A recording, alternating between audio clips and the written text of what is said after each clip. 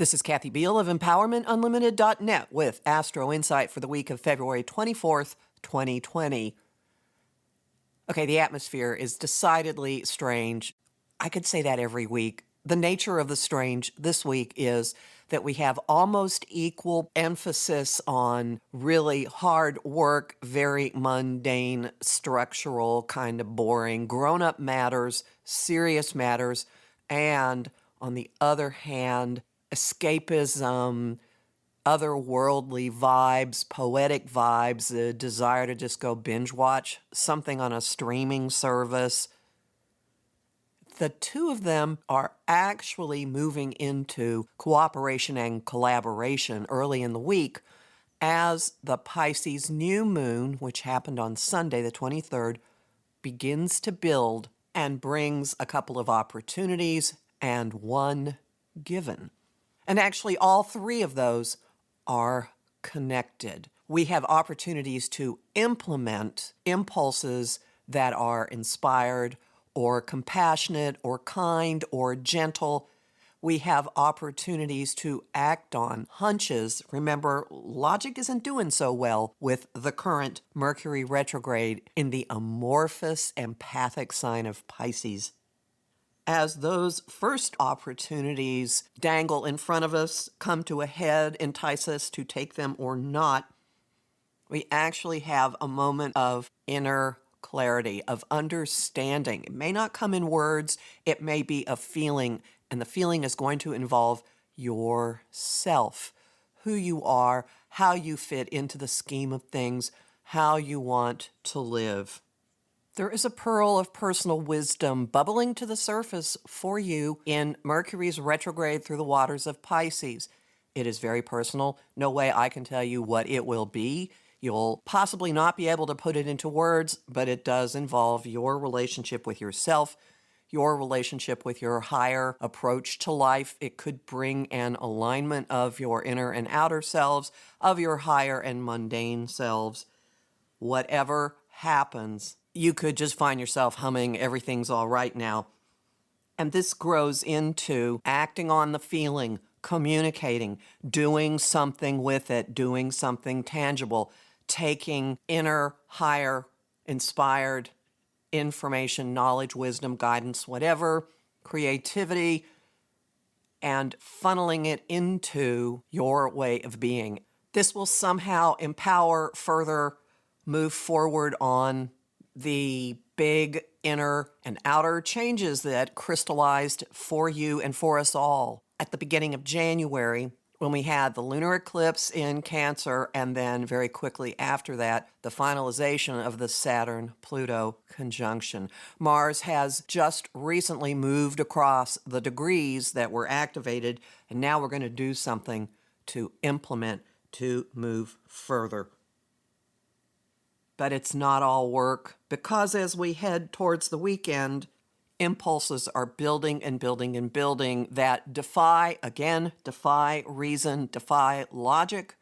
Our minds might be active this week, but they certainly are not working through reason and logic. There is something unmoored from regular experience going on, and as we get toward the weekend, there is a cellular impulse, must have, want, in all capital letters, bold. As the two planets of desire and obsession, money, normal and huge, Venus and Pluto, clash, demand that something happen, demand that something move. If you're in a situation involving triangulation, good luck keeping it quiet. If there has been money betrayal, sexual betrayal, money fraud, crimes, good luck keeping it quiet. That is more a collective heads up. Because at the same time that Venus and Pluto are having this clash, there is an opportunity for unexpected points of view, unexpected information, monkey wrench, something that blows everything open. And again, watch the collective news. as an opportunity aspect perfects between the ruler of our minds and communication, Mercury, and Uranus, which is kind of like the genius mind. Something unexpected could have a feeling of being heaven sent. There was a concept long ago called Deus ex machina, where divine machination would simply appear in a story and fix everything, change everything. And then starts a more than month-long process of really working over and dealing with the structural evolutionary end of the big change that crystallized for you, for all of us, when Saturn and Pluto met. On March 1, the Jupiter-Pluto conjunction officially begins. It doesn't become exact until April 4th, but they meet by declination, and they begin a process of expanding and amplifying and mushrooming whatever is being exposed, whatever the rot is, whatever the debris is, and bringing opportunities to hasten, accelerate, broaden the evolutionary push. So this is the beginning of the first big phase on really working on moving ahead on whatever crystallized early in January. Jupiter and Pluto are going to be moving back and forth in this dance until November. It's exact in April, exact in June, exact in November.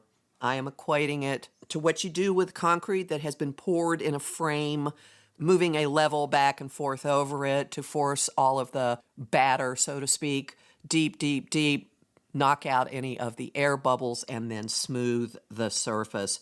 This is the beginning of a process that has two more big sections in it. So whatever this is bringing up in your own life, know that you have a good 5-week stretch to deal with it and amplify it now, and that you will be coming back to it 2 more times this year. March is going to bring some very helpful influences for moving ahead on that, and the bridge that is built this week between our Piscean tendencies and potentials and affecting mundane life down here on Earth, all of that plays a really big role in what we do in the next month. All of which is to say, you may not know when it happens, but really major prep work is going on this week. Homing thought of the week. This is something that is going around Facebook. I've got it on my page. Wake up, kick ass, be kind, repeat. Song of the week. I'm looking over a 4-leaf clover that I overlooked before. Now, talk about oldie. And the image of the week is smiling at a cashier and making eye contact. And that person, without you knowing it, breaking out of a funk and treating every customer after you with a smile and kindness. You'll find more about all of this in my forecast for the Pisces new moon and my forecast for March and my guide to Mercury retrograde at Om Times. The forecasts are at my site, empowermentunlimited.net, where you can sign up for my mailing list and book a session with me. You'll find bonus content at patreon.com/Kathy Beal, where you can keep these forecasts going with a monthly donation of as little as $1. If you pay as much as you pay to Starbucks, you'll get bonus, lots of bonus insight. Think of it as your way for keeping this stuff free for the people who are really having trouble. There's lots of lively discussion on Facebook at Empowerment Unlimited in the group The Astro-Insight Lounge. You'll also find me on Instagram at @KABeal and on YouTube at The Professional Aquarian Channel. Talk to you next week.